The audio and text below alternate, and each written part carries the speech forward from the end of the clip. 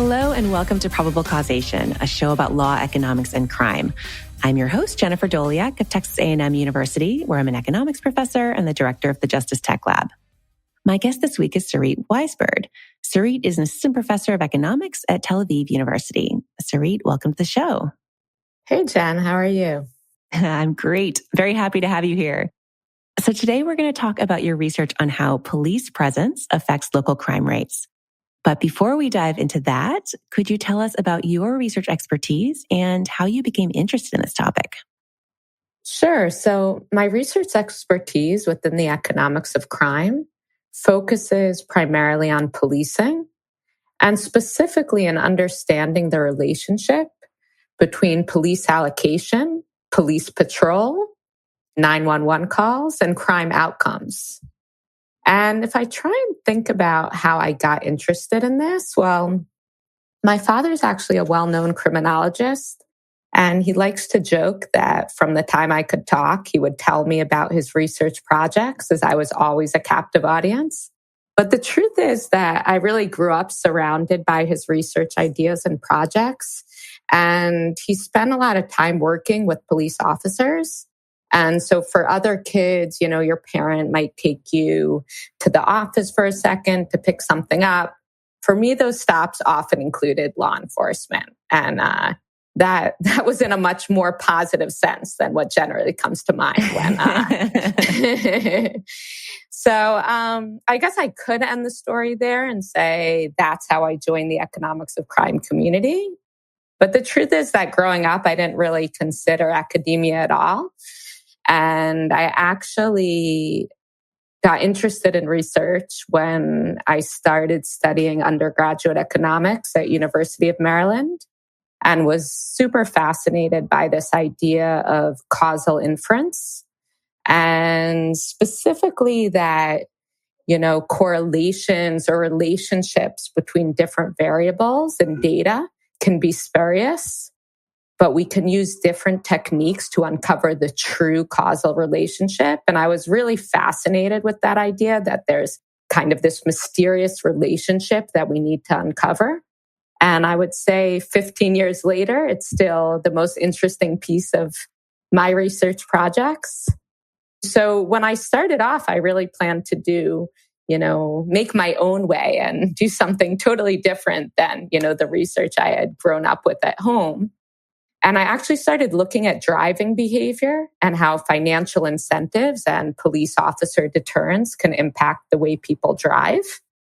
But once I started looking at policing behavior, I was just fascinated. There's a wealth of data out there that really allows us to track what officers are doing in a way that you really can't do in any other type of work environment. And it just seemed like there was a lot to learn there and understand. And it's such a fundamental part of, our spending and our society as a whole. So that's how I circled back to this big question of policing. All right, so let's talk about the purpose of policing. Obviously, the intent of police departments and police officers is to reduce crime, but there are several ways in which they might do that. So what are the various mechanisms through which we might expect that adding more police officers could affect crime? That's really a great question. And it's often referred to as one of the black boxes of policing and crime. So unfortunately, despite all the research, we have a bunch of ideas of the way we might think police affects crime, but we're not quite sure what's actually going on. There are two main categories, and the first is incapacitation. So if, police are out on the streets arresting people and all the bad guys are in jail, then perhaps there would be less crime committed. And the other is deterrence. So, deterrence goes back to Becker's model in the 60s, which is this idea that a potential criminal will only commit a crime if the expected benefit is higher than the expected cost. And we might think that when more officers around, people will perceive the cost of crime as higher and therefore won't commit the crime. Now, within these main categories, the black box is that we're not quite sure what police could do to create deterrence, right? So is deterrence created by officers just walking down the street and being seen by people?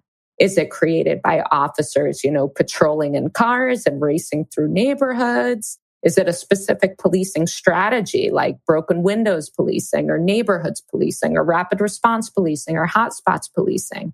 And those are, I think, kind of the big questions of our times, that even if we think police impact crime, we really need to understand what they do to impact crime. So what are the main challenges that researchers have to overcome in order to measure the causal effects of police on crime overall, but also these various mechanisms that you're talking about? This seems like such a fundamental question. So why is it so difficult to answer? So let's say that really our goal is to measure the causal effect of police presence on crime. So how does sending another officer to your neighborhood impact crime outcomes in your neighborhood?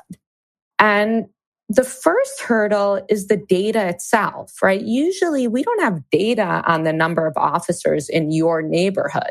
We have kind of this aggregate measure of the number of officers employed in a given city in a given year. And we know very little about what these officers were doing, where they were located, how many of them were even assigned to actual patrol versus behind the scenes work. And, to put it more precisely, we could look at this data and see, that more officers were employed in a given city in a given year. And this could mean that there were more officers patrolling all streets that year, or specific streets that year, or at specific times that year. Or more officers implied could mean actually no change in officer patrol, right? Those officers might have been used for behind the scenes work. Similarly, when we talk about crime data, we also only have an aggregate measure of the number of crimes committed in a given city in a given year. And we don't really know where the incident occurred to know how it could correlate with where officers were located. And the other issue here that you always have to keep in mind when looking at research on, policing and crime or crime in general is that the data we have on crime is crime reports, right? And we always have to be a little bit concerned about, what is the difference between a crime occurring and a crime actually being reported to the police? And is that going to vary across locations or times of day or crime types? So those are kind of the data issues that we need to deal with in this field, which are huge. And I think, one of the issues that despite the large amount of research in this field, you see very different outcomes because sometimes we're kind of dealing with the data that's available instead of the data that we'd optimally like to have to answer the question. The other issue is, estimating a causal effect.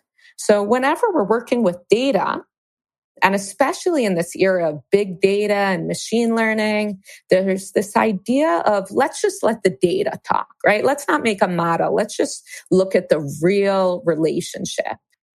And that can often be very problematic because if there's a certain variable, X, that's very good at predicting the outcome of another variable, Y, it really doesn't mean that X caused Y, right? It could mean precisely the opposite, that Y caused X, or that there's some other variable that's related to the two of them. And policing and crime is a great example of this type of really complex relationship, right? So my research focuses on the effect of police patrol on crime. And if I graph the relationship between these two variables, right? So if I put police presence, how many officers are in a given area at a given time on the x-axis, and I put crime on the y-axis, what you see is that as police presence goes up, crime goes up. If this was a causal estimate, it would suggest that as police patrol increases, crime gets worse. But the problem with this type of interpretation is that we know that crime impacts police patrol, right? When a crime occurs, what do the police do? They rush to that area. So when there are more police, there are more crimes, right? So it's true that, more police are predicting more crimes. But it's not because they caused the crime. It's because they're responding to a crime that already occurred. More than that, we know that officers try to prevent crimes by being in more crime-prone areas during more crime-prone times. So that means if there's something like an outdoor event or a block party, we'd expect to see both more police patrol and as in any event, more crime incidents may occur. Again, this isn't because more police patrol cause more crime, but it's because this outside event resulted in both more police and more crime. And this hurdle is really a key factor in this policing and crime literature. So your paper is titled Police Presence, Rapid Response Rates, and Crime Prevention, and it's forthcoming at the Review of Economics and Statistics. So before this paper, what had we known about the effect of police on crime? So the thing that often surprises people who aren't familiar with the economics of crime or criminology literature on policing is that generally, up until the end of the 90s, the common belief, and this is both among researchers and the population, was that policing couldn't prevent crime. I mean, the role of police officers was to respond to crimes, to arrest people. But this idea that police could create deterrence was really not accepted at all. Now, why was that the case? So, first of all, as we just discussed, it's really complex in data to try and find a causal relationship between these two variables, right? This isn't something that we're going to expect to come up once you make all this effort to get the right database. It's still not clear you're going to get anything causal out of the data.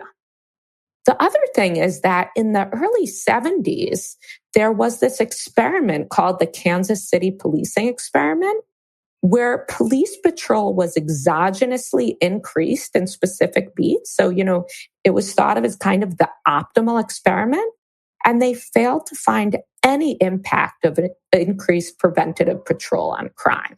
So I think these factors combined together just really made people doubt that policing can have any impact on criminal behavior. But beginning in the late 90s, things really began to change. So Larry Sherman and David Weisburd in 1995 run this randomized trial in Minneapolis that doubled police presence in hotspots and resulted in a decrease in crime from 6 to 13%. So this shift in the literature wasn't saying that, randomized control works. So it wasn't going against the results of the Kansas City police experiment, but it was basically saying policing can work, but we need to think about how we do policing. And Anthony Braga and co-authors follows up, and there are actually a bunch of papers that, replicate these types of results in hotspots.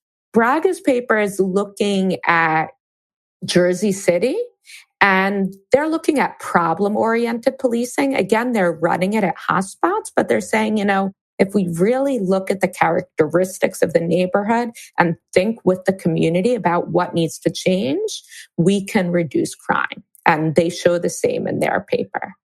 And then, moving on to how this literature moved and closer to the type of analysis I run, Steve Levitt has this paper that kind of had a huge impact on the literature, even though afterwards there were some concerns in terms of the validity of the standard errors in that paper, whether these effects were significant. But I think the main contribution of his paper in 1997 that was published in the AER was that he took, this aggregate data on cities, which we had known about before, but couldn't figure out how to get any causal estimates of police presence on crime because of the complex relationship that we had discussed. And he introduced this idea that we could instrument, police hiring with whether or not there was a local election in that year. And that once he applies this instrument, he begins to see these deterrence effects. So now, as opposed to seeing that more police results in more crime, he's seeing that more police result in less crime. And Will Evans and Emily Owens follow up with a different instrument showing a very similar effect. And kind of the last group of papers that relates closely to this question that I'm asking works not with instrumental variables, but looking at natural experiments and primarily large increases in police presence surrounding terrorist attacks. So Ditela and Shargradsky in 2004 kind of started off this literature. And what they look at is after a terrorist attack at a main Jewish center in Buenos Aires, Argentina in July 1994, it was decided that police presence would be increased surrounding Jewish community centers or areas that could hypothetically be a focus of future attacks. And what they do in their papers, they look at what happened to burglaries and other types of crime surrounding those areas. Gold and Steklov run a similar analysis in Israel following terrorist attacks, and Jiraka and co-authors Panic on the Streets of London, Police Crime, and the July 2005 terror attacks also use a shift in police presence that's driven by a terrorist attack to try and look at what happens to crime in those surrounding areas. So that's kind of the literature up to date when I'm starting to run my analysis.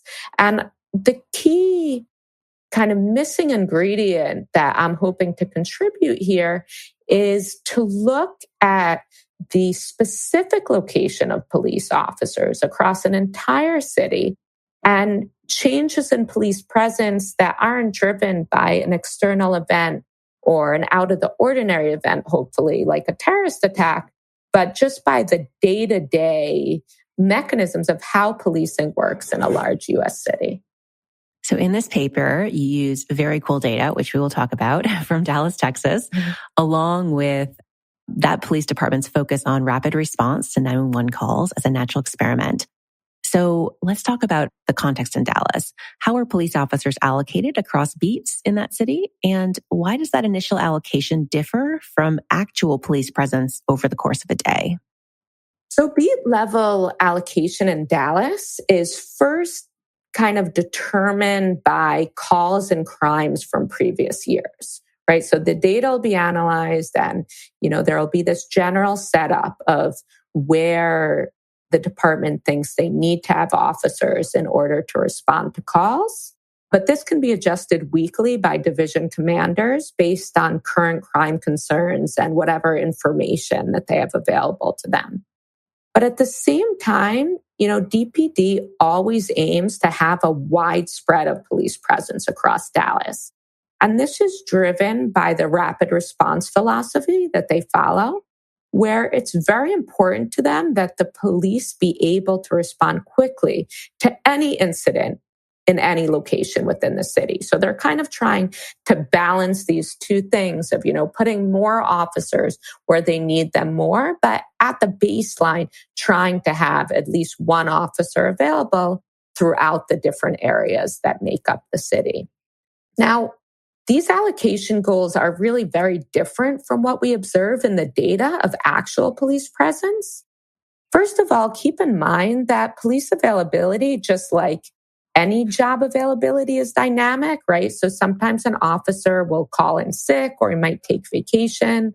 You might have an officer that would usually be allocated to a specific beat, but might need to be in the courthouse that day or involved in an arrest or in some other type of activity.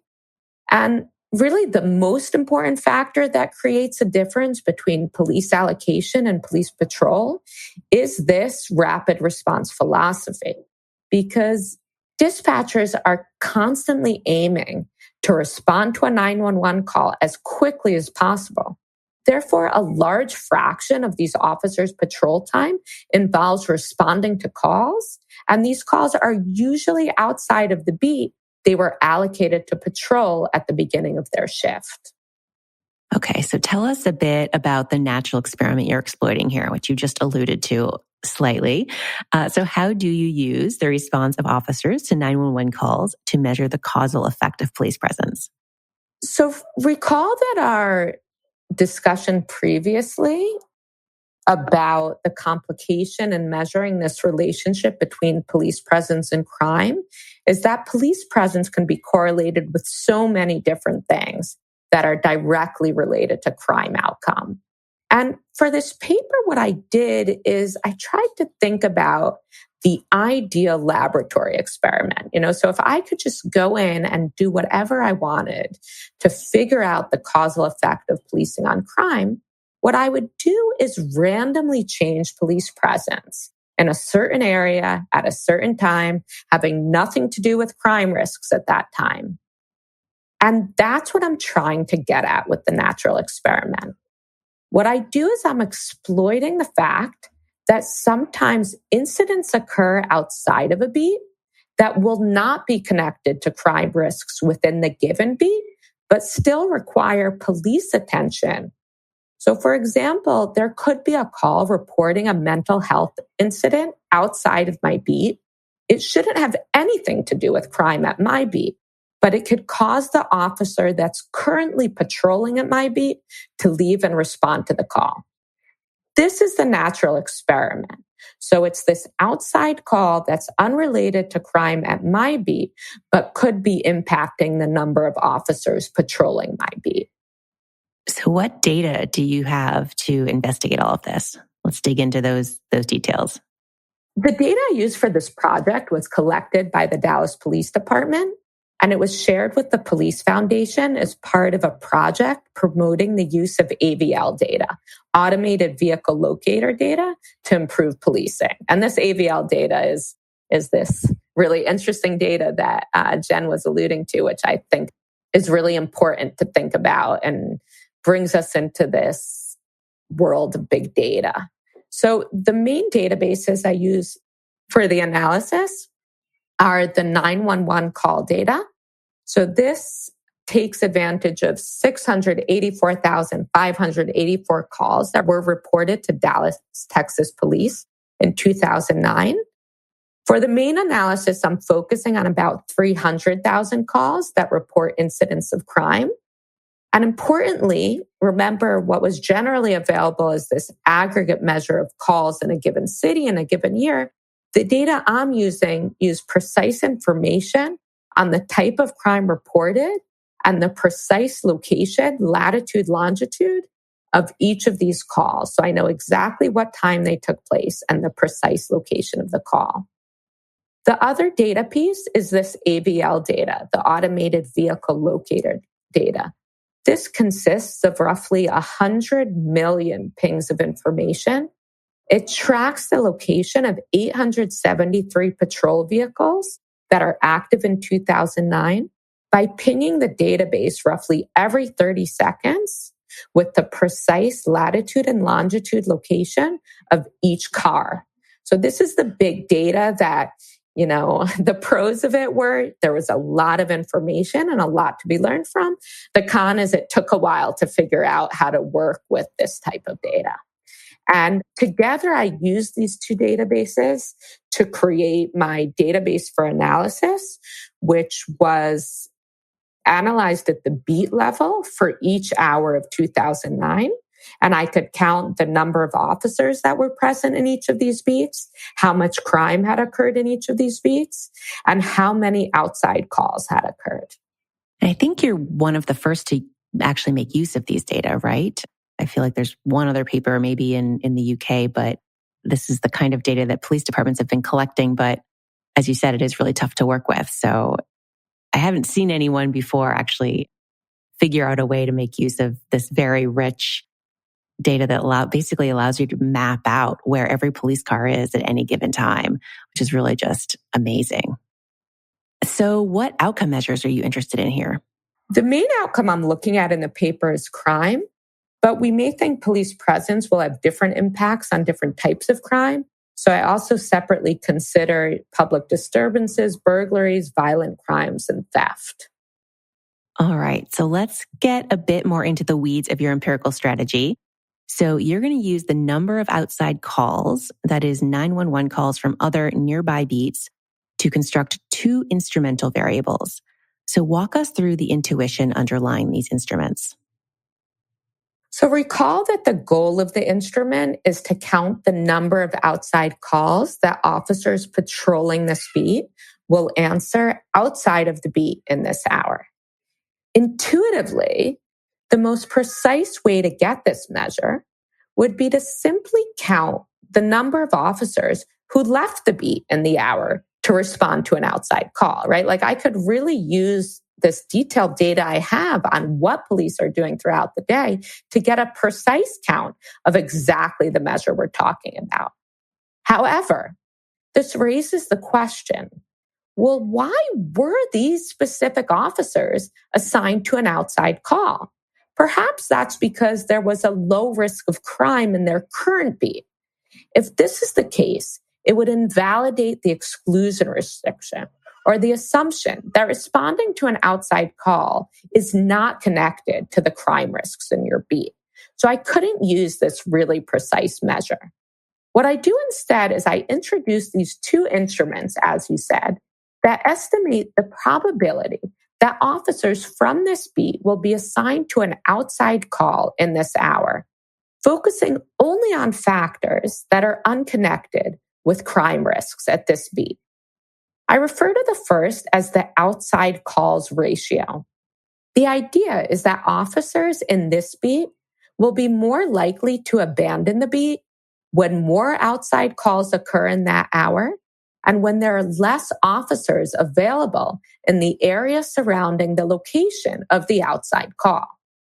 The way I calculate this is by counting the number of relevant outside calls and dividing that by the number of officers patrolling the area surrounding the location of the outside calls. The other instrument I use is just outside calls. This instrument focuses only on the number of outside calls that occur in that hour, ignoring the availability of surrounding officers that could respond to these calls. While this instrument has a weaker first stage, it alleviates exclusion restriction concerns that police availability at the outside beats could be correlated with crime risks at this beat. A valid instrument must be correlated with the treatment variable. That's the first stage you just mentioned. So in this case, actual police presence in the beat of interest. That's a straightforward correlation that you can test. But an IV must also satisfy what we call the exclusion restriction, as you mentioned. So that is, it can only be correlated with the outcome measure, local crime rates, through its effect on the treatment variable, actual police presence. So talk us through this a bit more. What might we be worried about in this case? And how do you convince yourself that your instruments satisfy this exclusion restriction? This is a good question, and it's already come up a bit in our discussion so far. So let me just walk you through the steps that I tried to do in order to make the exclusion restriction more convincing. First of all, I'm not using a count of the number of outside calls the officers were actually assigned to, right? This is what I just discussed before, because we're going to be concerned this could be directly related to crime risks at the beat. Second, I'm not using crime risks outside of the beat. So hypothetically, I could have defined outside calls as any call, whatever's being reported. But I specifically don't include crimes that are being reported outside of the beat. The reason for this is that you could imagine a string of burglaries occurring across Dallas, so that an outside burglary could be directly related with the probability of a burglary at this beat. I therefore focus specifically only on calls that are unrelated to crime. So these are calls reporting incidents related to mental health, child abandonment, fire, animal attacks, dead people, suicides, abandoned property, fireworks, and drug houses. The third thing I do is because one might be concerned that a general crime increase in the city could increase police presence at both this beat and outside beats, I use this second instrument, right? Because I really could have stopped my analysis with just the outside calls ratio. But the reason I use outside calls is because the exclusion restriction could be considered stronger for these calls, as I'm not taking police presence, even in outside beats, into consideration. And the last thing I do for both of these instruments is I run a falsification test where I show that in types of calls that we wouldn't expect a response to police presence, we can use exactly the same analysis and we find no effect of police presence on these types of calls. So, I don't find that police presence affects suicides or abandoned child reports or fire reports or drug house reports.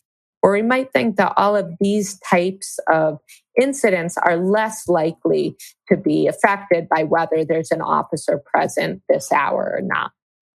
Okay, so intuitively, you're going to use your functions of outside calls, those instruments you just described that are unrelated to crime, to predict actual police presence in a particular beat. So this isolates what we would consider the good or plausibly random variation in police presence so that you can use that as your treatment variable. You'll then estimate the effect of predicted police presence on local crime rates. So, getting to the results, what do you find is the effect of increasing police presence in a particular beat on crime rates in that beat? I do find a significant deterrence effect, specifically that if you increase police presence in that beat by 10%, you will see a 7% decrease in crime. So a 10% increase in police presence results in a 7% decrease in crime. Do those effects vary across different types of crime? Importantly, if I run the OLS analysis, so if I don't instrument for police presence, if I just kind of look at the raw correlations in the data, across all types of crimes, you see what looks like more police results in more crime. But when I apply the instrument, I find the strongest effect on violent crime and slightly smaller effects for public disturbances and burglaries. And the one type of crime that I don't find a significant effect is theft, although it does get rid of this significant positive effect that you see in terms of correlations. So how do your effect sizes compare with those from previous studies on this topic? My effects are large. So generally, if you look at the randomized experiments, they tend to report the smallest effects. They look at very large changes in police presence. For example, the Sherman and Weisburd paper that I quoted at the beginning, they double police presence and find a decrease in crime of between 6 and 13%. Generally, the difference in differences papers, so these papers surrounding terrorism, tend to find that a 10% increase in police presence results in a 3 to 4% decrease in crime. The IV estimates tend to be larger and closer to my estimates, but generally with much larger confidence intervals. They tend to be less precisely measured than the analysis that I'm running. Do you have a sense of why it makes sense for your estimates to be bigger than those other estimates? Do you have some intuition there? Yeah, so I generally think what is going on here that could be different than what's been going on in these other papers is what we're looking at in this paper is what happens when you take an officer away. I think taking an officer away from an activity that he or she was doing that they perceived as important is very different than assigning an officer to do something or to go to a certain location. So you actually had an officer that thought they were doing something important. And then in the middle of whatever they're doing, they're rushed to a different area. And I think that's important and different than what we were looking at in these other papers, right? So if we're looking at a paper on general police hiring, and we're looking at a change in the number of officers that were hired, we don't quite know what those officers were doing, right? And how they were being used and whether it was effective. When you're looking at a paper like mine, where you have a patrol officer who's assigned to an area that, he or she is assigned to every day, that has a general idea of what needs to be done and where they should be, and then suddenly they're not there anymore, that raises some concerns about, what did we stop from happening when we rushed them off to respond to an outside call? That's really interesting. Okay, so then you dig into the data that you have a bit more to try to understand more about the mechanisms driving your effects. So what are you able to look at and what do you find here? So the first thing I do is try and understand, similar to what we just discussed, what were these officers doing? So when we take an officer out of their beat to respond to an outside call, what's being left behind? Because hypothetically, you might say, well, when they're not responding to a call, they're just sitting in their car in an empty parking lot and filling out some paperwork. So what does it really matter whether they're in their car or, outside of the beat responding to something? And to do this, I look at arrests. So instead of my outcome variable being crime, I say, how does police presence impact arrests in your beat? And again, I instrument for police presence with these outside calls. And what I find suggests that when officers are in your beat, they're conducting arrests. They're actually active on the streets and people see them. And therefore, when they're being sent elsewhere, the community sees this and it could impact their choices. I have to say a caveat here that, this also raises the question we discussed before of what are police doing? Is this, arresting people or creating deterrence? And yeah, so part of the reason why it might be important that officers are present in your beat is, if they're arresting people and that's also preventing crime, that's an important activity that they can be involved in. The other thing I look at is how police presence affects crime and whether this matters how big the beat is that they're patrolling. And perhaps not surprisingly, what I find is the impact of each additional officer is larger in smaller beats. But what's interesting is that at the margin, the effect is the same. So if you're going to increase police presence by 10% at each of the beats, it's going to have pretty much the same effect across beat sizes. Why is that? Because usually the larger beats tend to have more officers. So a 10% increase is going to mean more officers at these larger beats. The last thing I try and look at is this question of deterrence versus displacement.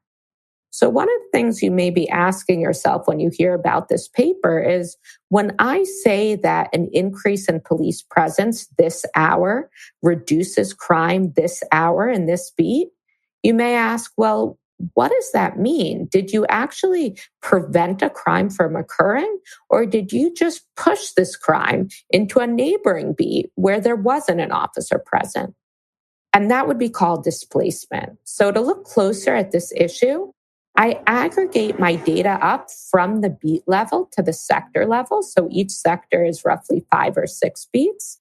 And I run the same analysis where we might expect a smaller effect of police presence on crime in these larger sectors, because a person could just move from committing the crime in this beat to committing the crime in another beat.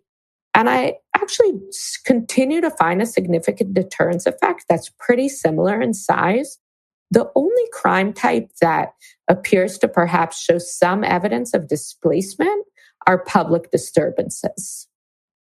Okay, so that is your paper. And as I said before, it's now forthcoming at Restat, but it's been around a little while. Are there any other studies that have come out more recently that add to our understanding of how police affect crime? So there's a working paper out by Jordi Blani Vidal and Giovanni Mastrobuoni, Police Patrols and Crime. So clearly very related to my research. And interestingly, they're also using AVL data, so very similar data to what I'm using. They're exploiting a natural experiment in Essex in the UK. And I find both the experiment really interesting and the results really interesting. So they are comparing treatment areas and control areas, where treatment areas are areas where a burglary has occurred. And in those areas, the location receives an extra 10 minutes of police presence per day, which is a 33% increase in police presence for 1 week. And they're able to look at whether this increase in police presence after the incident of a burglary impacts crime outcomes. And they find no significant effect of this change, right? So after all these papers showing evidence of deterrence, their paper using great data and a really clean experiment shows no effect. And I think it goes back to, again, thinking about police patrol. So really the difference between their paper and my paper is my identification is coming from what happens when you take officers away from an area where they wanted to be. And their paper is looking at what happens when you bring officers into a new area. And I think it raises a lot of important questions about, well, what type of police patrol works and what type doesn't.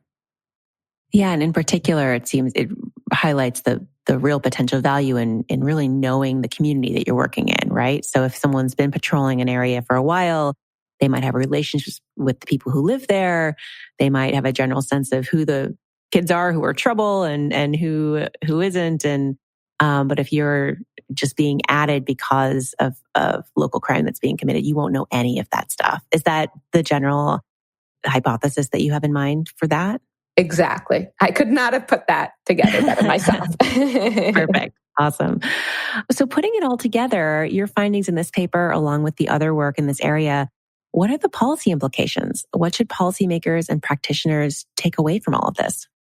In my view, we all need to think carefully about rapid response policing. Now, what are the real benefits of this policing strategy and what are the costs? I think there's a huge emphasis these days on how quickly officers respond to a large range of incidents. And I think the public is often unaware of the costs of this policy. To be clear, I think rapid response is very important for certain types of calls. And I think we need more research to understand which calls those are and think more about how to balance rapid response and deterrence-focused policing in an optimal manner. It also reminds me of, there's a paper by Justin McCrary and Aaron Chelfin that argues that most U.S. cities are under-policed. So if you look at what happens when you hire an additional police officer, on average, it reduces crime in a very cost-effective way. And so the finding from that paper is that what we really should be doing is adding more police across the board in all of these cities because we're very far from an efficient margin. And this, of course, abstracts from all of the questions that we've been talking about for the past 45 minutes or so about, what exactly these police are doing. And people worry about over-policing certain neighborhoods and all that. But on average, it looks like most U.S. cities are under-policed. So another takeaway for me from your paper was just maybe all of these beats should just have more officers in them so that when a 911 call comes in, if we want police to get to the scene quickly, we don't have to pull officers from other beats. Is that another important implication here? I think I think it's a great question. And I think we need to think about it and think about how to answer it. I think it raises other questions, right? So there's other analysis in this field that looks at other countries like the UK, where generally there's a separation between police patrol and responding to calls. So you don't have the same officers that respond, right? So that's in some way taking your idea to the extreme. Mm-hmm. And I ask myself if that's better. I think, and this is not based on, I think you really need much more research to figure out if what I'm saying is true or not. But just my intuition is that in some ways, combining patrol with rapid response is optimal, right? Because you're kind of using everyone all the time. Because you can imagine a day where, you have very few calls and then you have all these officers that are just sitting in the department waiting for the call to come in who could actually be, creating deterrence on the street. So intuitively, I think that the way Dallas does things and most departments in the US runs their department where they combine the two is optimal. And thinking about how to allocate officers is really important here. So yes, I would generally think, if we want to reduce crime, based on research, you should clearly hire more officers. But what to do with these officers, whether the right thing to do is just to put them in every beat so that you could both respond to calls and create deterrence, or whether you should be putting them in specific hotspots location, that's still a big question that we really don't know the answer to. That's part of this black box that, yes, so it looks like hiring police officers is a good idea, but what should we do with these extra police officers? I think, the jury's still open on that. So that alone is a big piece of the research frontier. What are the other big questions in this area that you and others will be thinking about going forward? Well, you touched on this before, but for me, the biggest concern regarding the friction between rapid response and deterrence policing is thinking about how this impacts neighborhood policing, right? So if officers are often responding to calls in an outside beat in an area that they're unfamiliar with and the local population doesn't know them or trust them, how does this impact the outcome of the incident or the way the community feels about the police?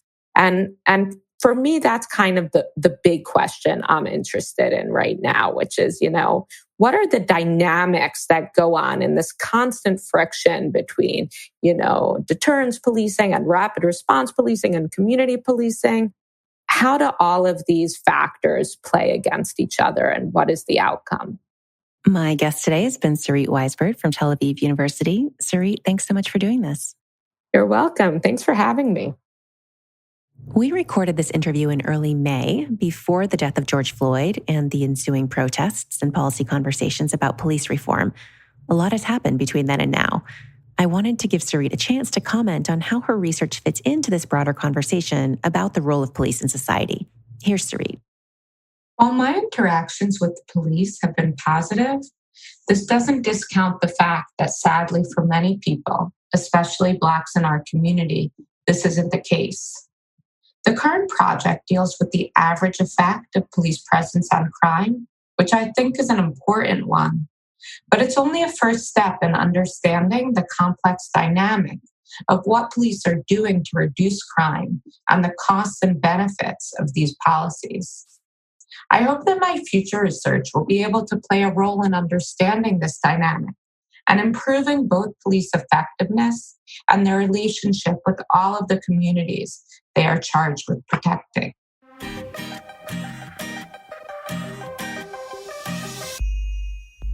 You can find links to all the research we discussed today on our website, probablecausation.com. You can also subscribe to the show there or wherever you get your podcasts to make sure you don't miss a single episode. Big thanks to Emergent Ventures for supporting the show. And thanks also to our Patreon subscribers. This show is listener supported, so if you enjoy the podcast, then please consider contributing via Patreon. You can find a link on our website. Our sound engineer is John Kerr, with production assistance from Elizabeth Pancotti. Our music is by Werner, and our logo was designed by Carrie Throckmorton. Thanks for listening, and I'll talk to you in 2 weeks.